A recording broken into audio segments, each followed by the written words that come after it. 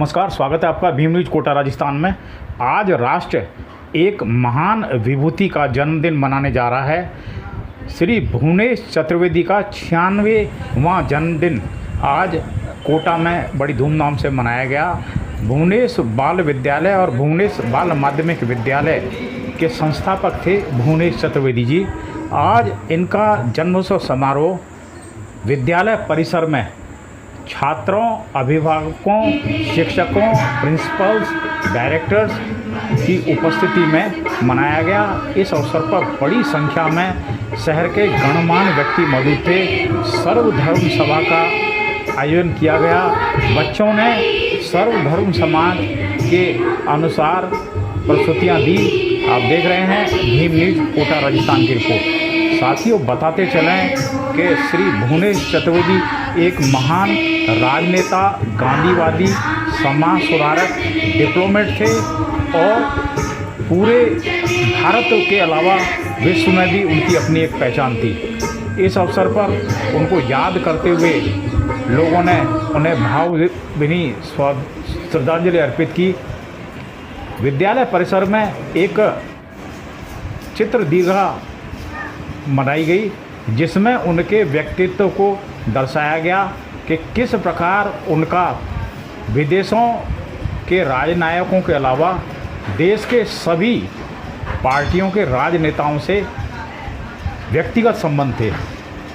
बताते चलें कि श्री भुवनेश चतुर्वेदी जी द्वारा बाल हितकारी समिति की स्थापना की, जिसके तहत भुवनेश बाल विद्यालय और भुवनेश बाल माध्यमिक विद्यालय संस्था आज बड़ी तेज़ी से छात्रों के भविष्य के निर्माण करने में लगी हुई हैं।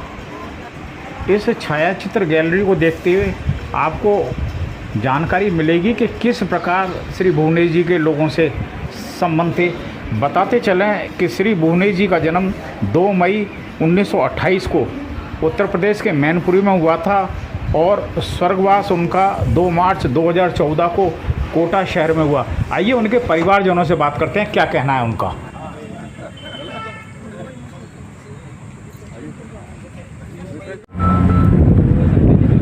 आज बाल हितकारी समिति के संस्थापक माननीय भुवनेश चतुर्वेदी जी का जन्मदिन है। आइए हम बात करते हैं। मैडम, बताइए क्या कहना चाहेंगे आप। जो मैंने कहा है वो एक शख्स था जो जिंदगी का मुकम्मल बयान था, जिसकी रूह आगे आसमान था।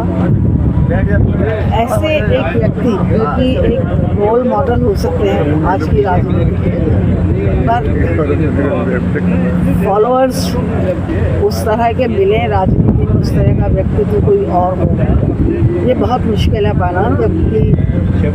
जब उनकी मृत्यु हुई तो हमें कई तरह के संवेदना संदेश मिले और उसमें ज़्यादातर लोगों ने यही माना, बल्कि एक पत्रकार ने तो लिखा न भूतो न भविष्य, ऐसा व्यक्ति जो न कभी हुआ है और न आगे होगा।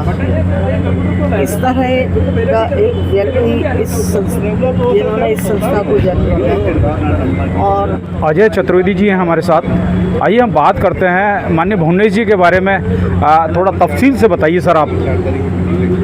भुवनेश जी का जन्म मैनपुरी में हुआ था और जब वो 14 साल के हुए उस समय क्विट इंडिया मूवमेंट चल रहा था। स्कूल से ही उन्होंने उसमें हिस्सा लिया और उसके बाद वो प्रेरणा लेकर गांधी जी से मिलने दिल्ली गए। वहाँ उनके ऑटोग्राफ लिए और गांधी जी ने शर्त लगाई कि 5 रुपये लेता हूँ मैं ऑटोग्राफ के। तो उनको 1 साल पूरा 5 रुपये इकट्ठा करने में लगा और उसके बाद उन्होंने वो अपनी ऑटोग्राफ बुक वापस ली। भुवनेश जी ने जब से वो गांधी जी के संपर्क में आए पूरी तरह उनके सिद्धांतों को आत्मसात कर लिया। जीवन भर ब्रह्मचर्य का पालन किया। जाति भेद, धर्म भेद उन्होंने जीवन में ख़त्म कर दिया। अपना निजी काम, चाहे कमरे की सफाई हो, चाहे कपड़ा धोना हो, चाहे खाने के बर्तन धोने हो, वो सब अपने आप करते थे और वो घर के सभी बच्चों को भी ये प्रेरणा देते थे कि ये सारे काम जो है ना स्वयं करना चाहिए। आज लगभग हम सबको भी ये आदत हो गई है। भुवनेश जी का 1952 में नेहरू जी ने 14 छात्र नेता इकट्ठे किए थे इंदिरा गांधी के संग काम करने के लिए, और खडराला में एक कैंप लगाया गया। 1 महीना वहाँ विशेष ट्रेनिंग दी और वो 14 आदमी जीवन भर इंदिरा जी के साथ रहे।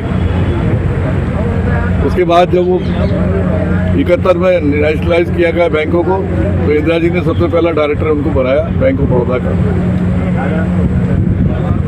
72 में उन्होंने विधानसभा का चुनाव लड़ा, जीता, और उसके बाद उन्होंने जो अपने एमएलए के रूप में जो भी प्रयत्न किए, काफ़ी समाज के लिए काम किया। विशेष रूप से कोटा थर्मल, केसी पंत से उनकी व्यक्तिगत मित्रता थी। पंत जी उस समय यूनियन एनर्जी मिनिस्टर हुआ करते थे, और 76 में उन्होंने चंबल के तट पे उसका उद्घाटन कराया। आज कोटा थर्मल इस कोटा शहर की शान है और राजस्थान का सबसे बड़ा बिजली का केंद्र है। 82 में इंदिरा जी ने उनको राज्यसभा में बुलाया और उसके बाद विदेश नीति में उन्होंने अपना सहयोगी मान लिया। जितने व्यक्तिगत काम होते थे, चाहे यासर अराफात से उनको समझौता करना हो, चाहे रशिया में भेजना हो, चाहे अमेरिका भेजना हो,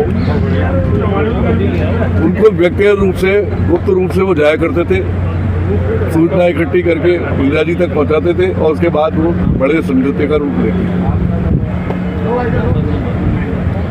उसके बाद राजीव जी ने भी उनको उसी तरह सम्मान दिया, राज्यसभा में दोबारा टर्न दिया, और विदेश नीति के मामले में पूरी तरह उनकी सलाह पर डिपेंड करते थे।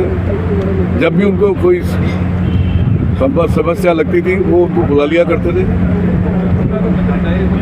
उसके बाद जब नरसिम्हा राव का समय आया तो नरसिम्हा राव जी ने तो उनको विशेष रूप से नवाजा, उनको मंत्री भी बना के रखा और एक तरह से उन्होंने प्रधानमंत्री कार्यालय का पूरा भार उनको सौंप दिया। मुझे एक घटना याद है कि जब भिंडरावाला का भाई से समझौता करने की बात आई थी खालिस्तान की आंदोलन को खत्म करने के लिए, तो बुने जी को विशेष रूप से नरसिम्हा राव ने कहा कि जाओ और इसका कोई रिकॉर्ड नहीं होगा, जो तुम वार्ता करने जा रहे हो इसका कोई रिकॉर्ड नहीं होगा, कोई एंट्री नहीं होगी, कहाँ गए, क्या हुआ, और ये बताओ तुम घर पे तो नहीं बता दोगे। तो बुने जी ने कहा साहब मुझे घर पे बताने की जरूरत नहीं है, अगर मैं जिंदा नहीं रहा तो घर वालों को सूचना मिल जाएगी।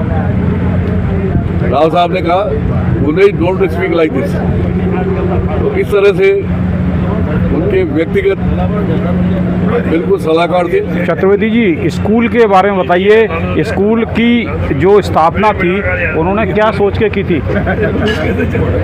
स्कूल जब वो 1956 में रशिया भेजा गया था उनको छात्र नेता के रूप में, तो उनको सभी स्कूलों का अवलोकन भी कराया गया था और वहाँ उन्होंने स्कूल की जो विशेष व्यवस्था देखी, पढ़ाई के अलावा छात्रों का सर्वांगीण विकास का जो उनका तरीका था, और उसमें एक विशेष रूप से था कि उनको जो है ना 1 महीना बच्चों को वनों में रखा जाता था, वो अवधारणा को उन्होंने पाल लिया। दूसरी बात ही उस समय रशिया में पोषाहार भी बच्चों को स्कूल में दिया जाता था, उन्होंने आते ही वो अपने स्कूल में लागू किया।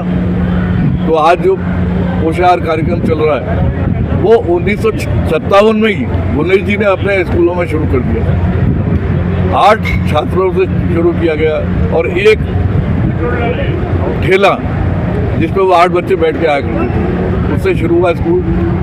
2000 बच्चों के करीब आज उसमें है और जितने बच्चे पास होके निकले, मैं मेरे बैच ही कह देता हूँ, मेरे बैच में हम 36 बच्चे थे, जिसमें से 6 डॉक्टर बने और 30 इंजीनियर विभिन्न पदों पे, देश के सभी ऊंचे पदों पे सब मौजूद हैं। तो इस तरह बड़ा विकास हुआ और आज भी जब भी हम एल्यूमिनी की मीटिंग करते हैं तो ऑलमोस्ट हर एक देश में यहाँ का बच्चा फैला हुआ है, वो अपना मैसेज देते हैं। भीम न्यूज को समय दिया, बहुत बहुत धन्यवाद। Thank you.